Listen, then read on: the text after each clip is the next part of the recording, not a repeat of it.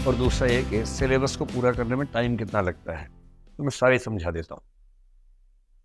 देखिए, अगर आप यूपीएससी की तैयारी ठीक से करना चाह रहे हैं, यूपीएससी,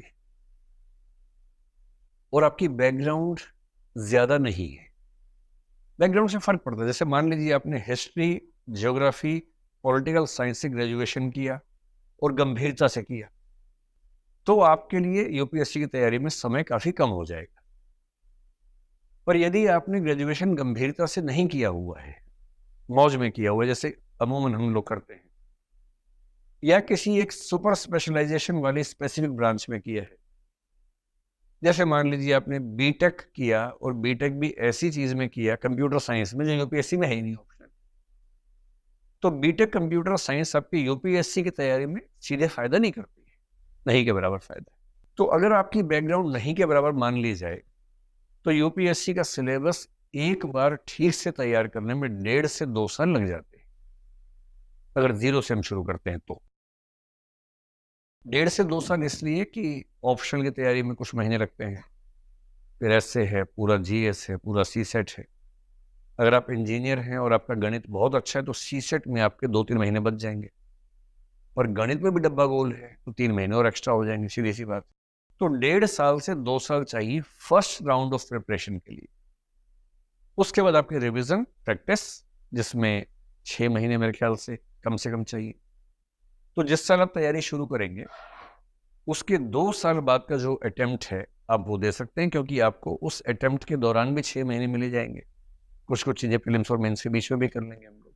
तो जो लोग ग्रेजुएशन शुरू कर रहे हैं उनके लिए तो बहुत मुफीद मामला ये है कि ग्रेजुएशन के साथ साथ तैयारी कर लें, ग्रेजुएशन खत्म होते ही एग्जाम दें, क्योंकि कम उम्र में आईएएस, आईपीएस या पीएससी में आने का फायदा ज़्यादा होता है।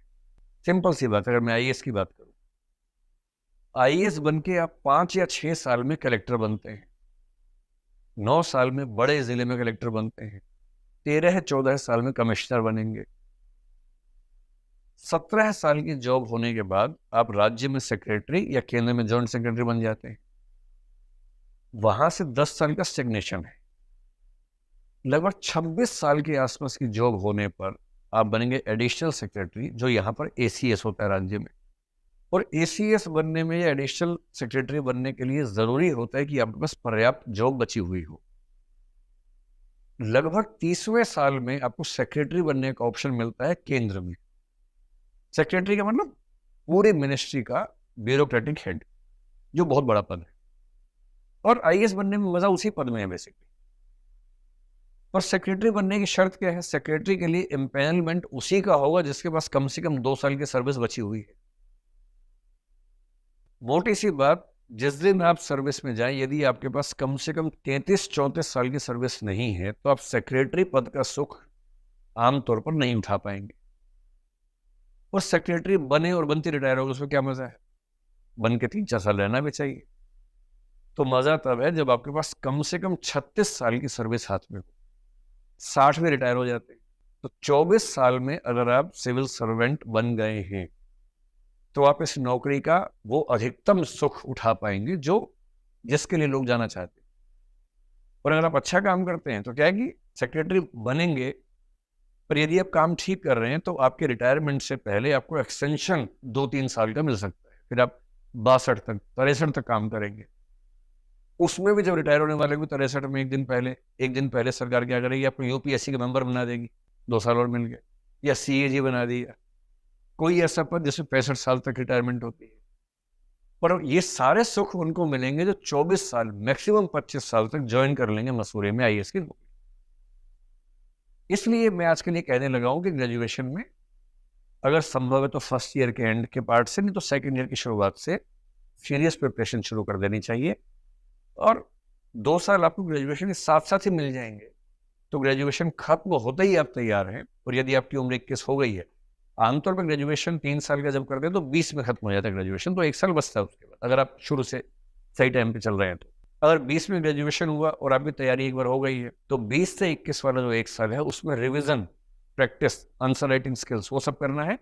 और 21 की उम्र होते ही सीधे दहाड़ते हुए यूपीएससी के अंदर जाना है और सीधे वहां से मसूरी की यात्रा पर निकल जाना है। हर साल ऐसे कुछ लोग होते हैं। पहला अटेम्प्ट, अभी इसी बार एक बच्चा है 136वें रैंक पे आया है, 22 साल का है, सेकेंड अटेम्प्ट है, आईएएस, प्रॉपर आईएएस में आ गया।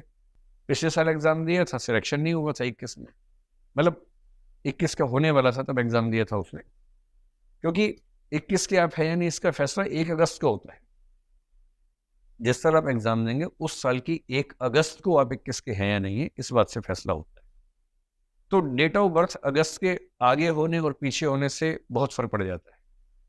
तो उसने 21 की उम्र में दिया, फिर एग्जाम दिया दूसरी बार, 22 की उम्र होती है तो प्रॉपर आईएएस में है, मैक्सिमम 22.5 साढ़े 22 में ज्वाइन करेगा, 37.5 साल की सर्विस हाथ में है।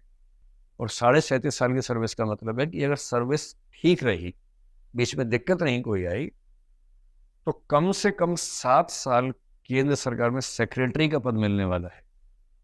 और जो 7 साल सेक्रेटरी बनते हैं उनमें से कुछ लोग बड़े सेक्रेटरी, होम सेक्रेटरी जैसे होता है, फाइनेंस सेक्रेटरी जैसे होता है, वो पद मिलते हैं। वो पद भगवान के पद नंबर 2 पे वही पद आते हैं, इतने बड़े पद होते हैं। जैसे होम सेक्रेटरी के मैं आपको थोड़ा समझाऊं, होम सेक्रेटरी आईएएस होता है।